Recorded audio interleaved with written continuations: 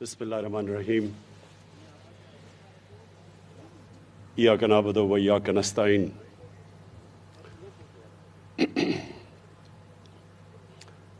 जनाब उस्मान बज़दार,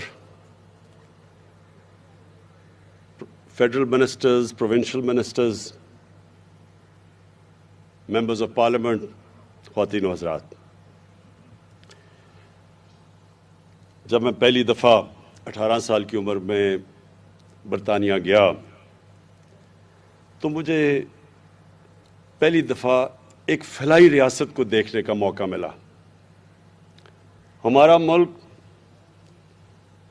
बना था एक अजीम ख्वाब जिसका नाम पाकिस्तान था और जिसकी ऑब्जेक्टिव रेजोल्यूशन में यह लिखा हुआ था कि पाकिस्तान ने एक इस्लामी फलाई रियासत बनना था। तो यहाँ तो नहीं नज़र आई फलाई रियासत, लेकिन जब मैं बरतानिया गया तो पहली दफ़ा मैंने एक फलाई रियासत देखी और मुझे ख़ुद भी कई दफ़ा 2-3 दफ़ा हॉस्पिटल जाना पड़ा, इमरजेंसी में कोई चोटें लगीं। तो मैंने देखा कि इंसानियत क्या होती है। कोई भी इंसान जाता था, मैं तो बाहर का मुल्क का था, लेकिन उसको उसकी हैसियत के मुताबिक उसका इलाज होता था। अगर उसके पास पैसे नहीं तो मुफ्त इलाज होता था वह गवर्नमेंट हॉस्पिटल्स में। और मुझे वो कभी वो चीज़ नहीं भूलती कि मैं हर किस्म के लोगों को वहाँ देखता था और डॉक्टर्स और नर्सेज कोई फ़र्क नहीं करती थी कि एक आदमी पैसे दे के इलाज करवा रहा है और दूसरा मुफ्त इलाज करवा रहा है। कोई फ़र्क नहीं था इंसानों में। मेरी जब वालदा बीमार हुई तो मैं उनको बरतानिया लेके गया तो उनका जो डॉक्टर था उसने नेशनल हेल्थ के हॉस्पिटल में उनका इलाज कर रहा था और उनके जो नेशनल हेल्थ के हॉस्पिटल्स थे उनमें मुफ्त इलाज होता था। मुफ्त जो कि लोग पैसे नहीं दे सकते थे। तो मैं अपनी वालदा के लिए पैसे दे के इलाज करवा रहा था और उनके साथ वाले बिस्तर पे एक औरत थी जिसका मुफ्त इलाज हो रहा था। तो मैं मुसलसल देखा कि डॉक्टर्स और नर्सेज कोई फर्क नहीं करती थी उनके बीच में।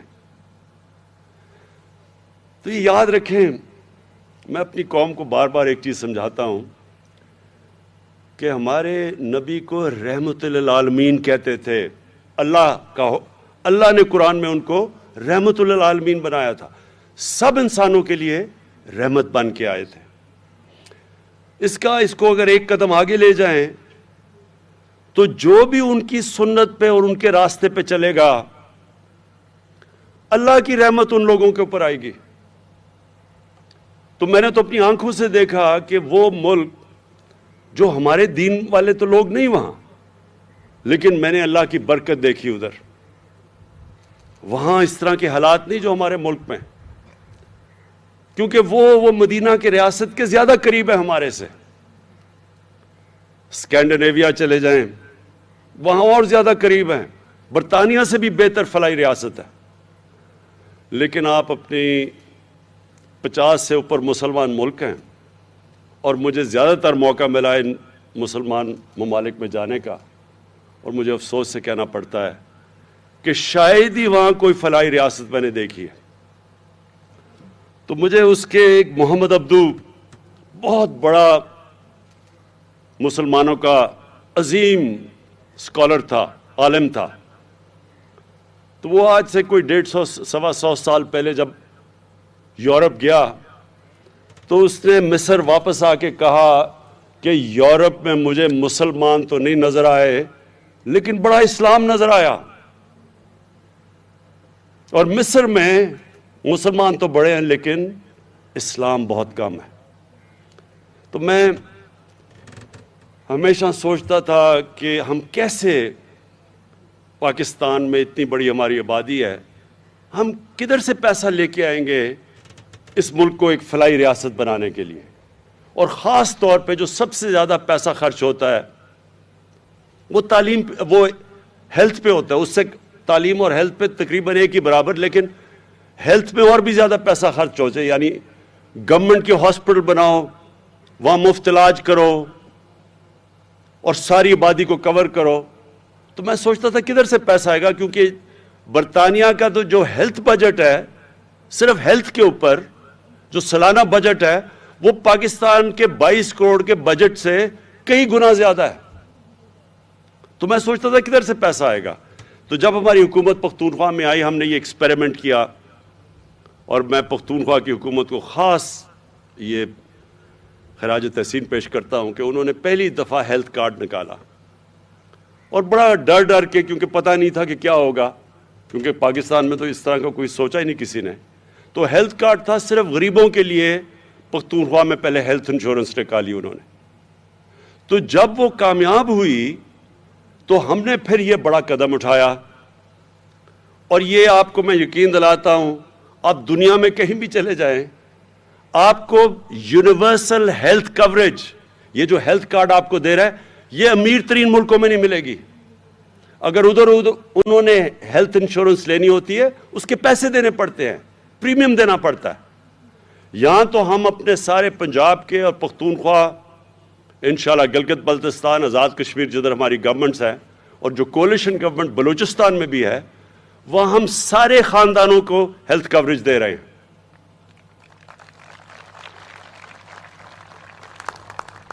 تو یہ میں ذرا آپ کو دوسری چیز بتاؤں کہ اس سے اب کیا ہوگا. ابھی ہمارا مسئلہ کیا ہے پاکستان میں؟ پہلے تو ہمارے پاس اتنا پیسہ ہی نہیں کہ اتنے زیادہ ہاسپٹل بنائیں جو ساری عوام تک ہم پہنچ سکیں. ہماری آبادی اتنی تیزی سے بڑھی ہے کہ وہ جتنی ہماری آبادی ہے اس کے لیے اگر ہم پورے ہاسپٹلز بھی بنا دیں, اور پھر جو پیسہ ہاسپٹلز کو چلانا, وہ ہم کر ہی نہیں سکتے پورا. ہمارے پاس کبھی بھی اتنا پیسہ نہیں آئے گا کہ ہم ہاسپٹل بھی بنائیں, ہم پھر وہاں دوائیں بھی دیں, ڈاکٹرز کی بھی فیس دیں, نرسز بھی دیں, جو پیرامیڈیکل سٹاف ہے اس کے لیے بھی تنخواہیں دیں. ہمارے پاس پیسہ اتنا آ ہی نہیں سکتا. اگلے 5 سال میں تو نہیں آ سکتا, اس کے بعد انشاءاللہ آ بھی سکتا ہے, جو پاکستان میں اللہ نے نعمتیں بخشی ہیں. تو تب میں نے یہ جو ہیلتھ کارڈ ہے, اب یہ ایک کئی چیزیں اللہ کی طرف سے انسان جب کوشش کر رہا ہوتا ہے تو اس کے اوپر سے مدد آتی ہے. تو اس سے اب کیا ہوگا؟ جو مسئلہ سب سے بڑا اس وقت ہمارے اکثریت عوام کو ہے کہ دیہاتوں کے اندر, چھوٹے شہروں میں, وہاں ہمارے جو ڈسٹرکٹ ہاسپٹلز ہیں, میں نے اتنی دفعہ دیکھا وہاں ڈاکٹرز ہی نہیں ہوتے. وہ بیچارے وہاں سے دور سے لوگ سارے ڈویژنل ہیڈ کوارٹرز کے ہاسپٹل میں آتے ہیں, اور وہاں اتنی زیادہ لوگ آ جاتے ہیں کہ وہاں ایک بستر پہ 3 لوگوں کو سلانا پڑتا ہے. بچے آپ دیکھیں, چھوٹے بچوں کو وہاں 3 بچے ایک بستر پہ ہیں, اور کئی دفعہ انفیکشنز ہوئی ہوتی ہے اور وہ ایک ہی بستر پہ, کیونکہ جگہ ہی نہیں ہے ہسپتالوں میں. تو تھوڑے سے ہاسپٹل میں زیادہ تر لوگ پہنچ جاتے ہیں, اور جو پیسہ خرچ کر رہی ہے حکومت ڈسٹرکٹ ہاسپٹلز میں, وہ خالی پڑے ہوتے ہیں کیونکہ وہاں ڈاکٹرز ہی نہیں جاتے. تو یہ جو اب ہیلتھ کارڈ ہے, یہ کیا کرے گا؟ اب چھوٹے سے چھوٹے بھی شہر کے اندر پرائیویٹ سیکٹر جائے گا ہاسپٹل بنانے, جو پہلے نہیں جاتا تھا. پرائیویٹ سیکٹر صرف بڑے شہروں میں ہاسپٹل بناتے ہیں کیونکہ وہ سمجھتے ہیں چھوٹے شہروں میں پیسے ہی نہیں لوگوں کے پاس. اب یہ جو ہیلتھ کارڈ آئے گا, یہ پہلی دفعہ چھوٹے شہروں میں, قصبوں میں, بلکہ گاؤں میں بھی پرائیویٹ سیکٹر جائے گا ہاسپٹل بنانے, کیونکہ اب لوگوں کے پاس پیسے ہوں گے اپنا علاج کروانے کے لیے ہیلتھ کارڈ کے ذریعے. تو انشاءاللہ یہ ایک سارے پاکستان میں خود ہی ہیلتھ کوریج پہنچ جائے گی. دوسرا, ان سرکاری ہاسپٹلز میں جدھر ڈاکٹرز نہیں جا رہے, جدھر کام نہیں ہو رہا, ظاہر ہے مریض تو وہاں نہیں جائیں گے, مریض ادھر جائیں گے جس پرائیویٹ ہاسپٹل میں جدھر ان کو علاج مل رہا ہے. تو اب یہ گورنمنٹ ہاسپٹلز میں پریشر پڑ جائے گا. جب دیکھیں گے, گورنمنٹ دیکھے گی کہ ہاسپٹل میں کوئی آ ہی نہیں رہا, تو وہ پوچھے گی کہ کیوں نہیں آ رہا جناب. وہ ڈاکٹرز کی پوچھ گاچھ ہوگی جو اب تک نہیں ہوتی. اور یہ آپ دیکھنا کہ ساری پاکستان کے ہیلتھ سسٹم میں انشاءاللہ ایک انقلاب آئے گا, اور آپ کی دیکھتے دیکھتے انشاءاللہ آئے گا. میری آج بات یاد رکھنا. اب دوسری چیز, یہ ہم کب کر رہے ہیں سارے پنجاب میں, اور یہ سن لیں پھر سے, کبھی اس ملک کی تاریخ میں کبھی اتنا پیسہ عوام کے اوپر کسی نے خرچ کیا ہی نہیں ہے. 400 ارب روپیہ پنجاب خرچ کر رہی ہے ہیلتھ کارڈ پہ. یہ کوئی سوچ بھی نہیں سکتا پاکستان میں پہلے کہ کوئی اتنا پیسہ خرچ کرے گا.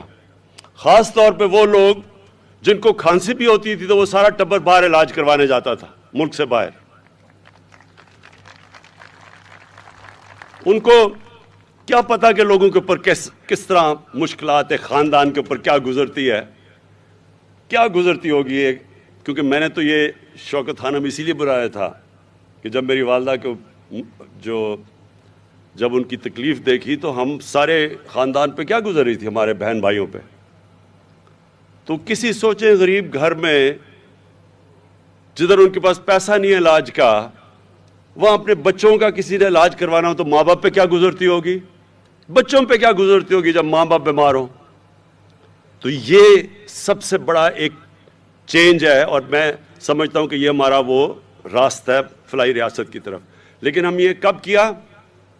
جب پاکستان کے اوپر اور دنیا کے اوپر سب سے بڑا کرائسس, کبھی اتنا بڑا بحران 100 سال میں دنیا میں نہیں آیا جو پینڈیمک کووڈ-19 کی وجہ سے آیا. ساری دنیا کے اندر مہنگائی کی لہر آئی, معیشت سب کی نیچے چلی گئی لاک ڈاؤنز کی وجہ سے. اس دور کے اندر ہم یہ کام کر رہے ہیں کہ جب ایک دنیا کے اندر مشکل وقت آیا ہوا ہے.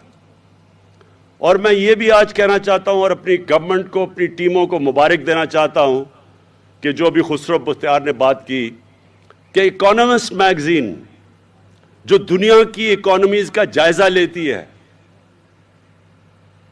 جو ایک کریڈیبل بلو چپ میگزین سمجھی جاتی ہے اکانومیز کے اوپر, دنیا کی معیشت کے اوپر جو ان کے اوپر تبصرے کرتی ہے, اس کے مطابق پچھلے 3 سال میں کرونا کووڈ کے دوران پاکستان وہ ملک تھا جو ٹاپ 3 پوزیشنز میں 3 سال مسلسل, ساری دنیا میں وہ ملک جو اوپر کی 3 پوزیشنز میں آیا ہے. میں کئی دفعہ اپنے صحافیوں کو بھی کہتا ہوں کہ تنقید تو بہت اچھی چیز ہوتی ہے. تنقید تو ایک جمہوریت کا خون ہوتا ہے, لیکن تنقید بھی جب آپ کریں تو اس کو بیلنس کریں. ہر جگہ میں سنتا ہوں نااہل گورنمنٹ, یہ خیر اپوزیشن سے ان سے کیا امید لگائی جا سکتی ہے, انہوں نے تو کہنا ہی ہے کہ نااہل حکومت. لیکن نااہل حکومت ٹاپ 3 پوزیشنز پہ دنیا کے اندر کس طرح آ گئی, یہ کیسے آ گئی؟ ٹاپ 3 پوزیشن پہ کا مطلب ایک ہے اکانومسٹ کا نارملسی انڈیکس, کہ اس کے باوجود جس ملک نے اپنے لوگوں کو بہترین طریقے سے کرونا سے بھی بچایا اور اپنی معیشت کو بھی بچایا, تو وہ جو ملک دنیا میں ٹاپ 3 پہ آ سکتا ہے وہ کتنا نااہل ہوگا. اس طرح تو آپ کو دعا کرنا چاہیے کہ اور بھی لوگ اس طرح کے نااہل ہوں. اور دوسرا بلومبرگ, یہ بھی ایک انٹرنیشنل میگزین ہے جو ساری دنیا کی اکانومیز کا جائزہ لیتی ہے. بلومبرگ کے مطابق جو اگلے 10 سال میں جو پاکستان کی اکانومی سسٹینیبل ڈیولپمنٹ پہ چلی گئی ہے, یعنی پچھلے 10 سال سے اب تیزی سے اوپر جا رہی ہے. یہ بلومبرگ کا تجزیہ ہے. پھر ورلڈ بینک نے ویریفائی کیا ہے کہ پاکستان کی جو ابھی خسرو نے جو بیج بھی پہنا ہوا ہے کہ جو ہماری معیشت کی گروتھ ہوئی ہے یعنی دولت میں اضافہ ہوا ہے وہ 5.37% ہے. تو اگر اتنی بری حکومت کر رہی تھی تو یہ کس طرح, یعنی یہ وہ ہے جو نون لیگ نے 5ویں سال میں یہاں پہنچی تھی قرضے لے کے, خسارے بڑے بڑے کر کے. ملک کو جو کرنٹ اکاؤنٹ ڈیفیسٹ ہوتا ہے وہ پاکستان کی تاریخ کا سب سے بڑا خسارہ تھا. ہم نے یہ 5.37% کیا, سب سے کم کرنٹ اکاؤنٹ ڈیفیسٹ کو ختم کر کے, خسارے کو ختم کر کے کیا ہے. اس لیے بلومبرگ کہہ رہی ہے کہ ملک صحیح راستے پہ نکل گیا. اور اس کے علاوہ بھی دنیا پاکستان کی جو کلائمیٹ چینج جو اس وقت سب سے جو آگے سمجھ رہی ہے کہ دنیا کا بہت بڑا مسئلہ آ رہا ہے گلوبل وارمنگ کا, اس میں پاکستان کو لیڈر مانا جاتا ہے کہ ہم دنیا میں سب سے آگے ہیں. क्लाइमेट चेंज में बोरिस जॉनसन बर्तानिया के प्राइम मिनिस्टर ने यूनाइटेड नेशंस में पाकिस्तान का नाम लिया कि यह मुल्क सबसे बेहतर काम कर रहा है क्लाइमेट चेंज की तरफ। हमारा जो एहसास प्रोग्राम है वो वर्ल्ड बैंक ने एक्नॉलेज किया कि दुनिया में चौथे नंबर पे सबसे बेहतरीन एहसास प्रोग्राम है। तो ये मैं वो बातें कह रहा हूं जो आप अपने मोबाइल के ऊपर चेक कर सकते हैं। अब तो बड़ा आसान है, गूगल करें कि क्या मैं सच बोल रहा हूं या नहीं बोल रहा। तो ये दुनिया की वो मुल्क, दुनिया की क्रेडिबल ऑर्गेनाइजेशंस पाकिस्तान के मुतल्लिक क्या कह रही हैं। हमारे जो पिछले 2 सरबराह गुजरे हैं पिछले 10 साल में, इनके ऊपर भी वैसे दुनिया बड़ा तबसरा करती थी। इनके भी दुनिया की बड़ी बड़ी मैगजीन्स में, अखबारों में इनके नाम आते थे। इनके ऊपर बीबीसी की दोनों डॉक्यूमेंट्री बनी थी, दोनों सरबराहों के ऊपर। लेकिन वो बनी थी कि इन्होंने किस तरह पाकिस्तान का पैसा चोरी किया, ये कितने करप्ट हैं। इनकी करप्शन की दास्तानें बाहर आती थी। कभी इनकी तारीफ नहीं की कि इन्होंने मुल्क का क्या फायदा करवाया है। और अब तो खैर एक गिनेस बुक ऑफ रिकॉर्ड्स में एक और चीज आने लगी है कि मकसूद चपड़ासी के पास 4 अरब रुपया उसके बैंक अकाउंट में कैसे आ गया। ये सारी दुनिया अब हैरान होगी कि 10,000 रुपया जो तनख्वाह लेता है आदमी, वो ये शहबाज शरीफ के बेटे की शुगर मिल के अंदर उसके बैंक अकाउंट में 4 अरब रुपया यानी कि 400 करोड़ रुपया कैसे पहुंच गया।